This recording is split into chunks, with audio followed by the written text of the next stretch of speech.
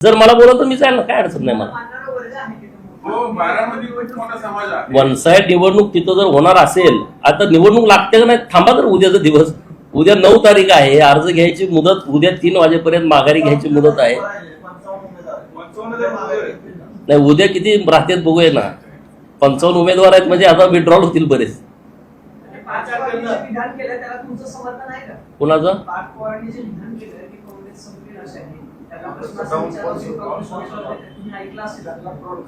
हे बघा, काँग्रेस आता जे देशामध्ये इतकं वन साइड होतं, आता ते हळूहळू खाली आलंय. त्यामुळे आता काही नवीन मी काय वादाचं बोलत नाही, परंतु आता परिस्थिती तशी आहे ना. तुम्ही आता बघताय आपल्या ह्याच्यामध्ये आता 12 जिल्हा परिषदच्या निवडणुका झाल्या. काँग्रेसचे सदस्य किती आहेत तुम्ही आकडा काढून बघा, तर संख्या फार अशी कमी आहे. त्यावर काय जास्त आपण बोलावंच अशी परिस्थिती आता काँग्रेसची नाही.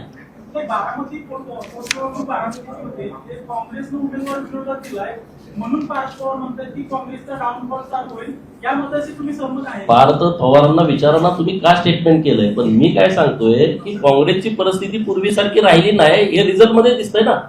आज तुम्ही 10 जागेवरती महाराष्ट्रामध्ये तुम्ही निवडून आलाय.